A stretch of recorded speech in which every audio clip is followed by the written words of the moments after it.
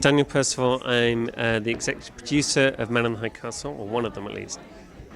Congratulations on your Emmy nomination and joining Amazon. Thank you. Thank you very much. It's nice to be here. What's it like working on a series on a streaming network like Amazon? It's a wonderful experience. I mean, I've worked for various different kinds of networks in my career. What's lovely about this is how much freedom and trust they give you, and how much they share your ambition to push all sorts of boundaries as far as you can. You know, a lot of networks want you to hold back, and they want the opposite. They want you to push them, and that's a great creative luxury. How did you find the book to adapt into a series? Well, it's a huge responsibility to take the work of Philip K. Dick. I mean, such titanic imagination, and honour that. We all of us really feel that we're here to honour it. In fact, having Issa Dick Hackett, Philip K. Dick's daughter, as one of our executive producers, gives us courage, if you like, to be able to do that and to do that well. So I hope we are honouring it. Well, you obviously are. You got nominated, and you got renewed for a second season. Thank you so much for talking with me. My pleasure. And welcome to the Comic-Con Geek family. Thank you. Thank you. Bye. What attracted you to this role? Well, the fact that on paper at first he looked like obviously a bad guy. He's playing a Nazi, a figurehead of one of the most evil regimes in the world.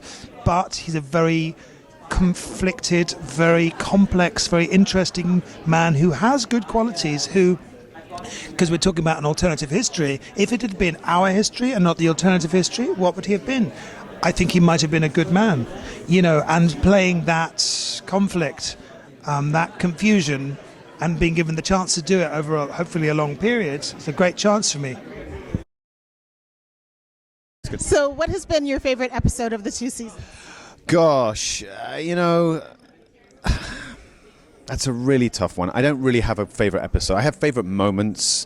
I remember moments more clearly. I mean, I suppose episode 102, episode 2 from the first season, when I was in jail, I remember that kind of pretty clearly. It was a pretty traumatic kind of episode for me. So it's those kind of moments I remember, really. What attracted you to the role on the series? It's interesting because I'm so used to playing bad guys. When I heard about the choice of characters, I thought, it'd be good to play kind of a military cop guy. Although he's not so great, but I mean, like a nice guy. But actually, I ended up being the peaceful one, and it's an unusual role for me, but it's more my personal character. I've just been a great actor at bad guy.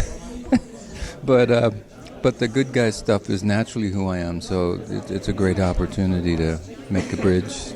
Thank you for speaking with me and for representing people of color. So what attracted you to joining the cast in the role? Oh my God, so many things. Philip K. Dick for one, the cast obviously, and just the story, the what if, the alternate history, the sort of period aspect, as well as this kind of odd, bizarre world that I love to time travel. So the idea that I could sort of time travel and do a period piece, and yet something that's completely unlike anything else, was among the many reasons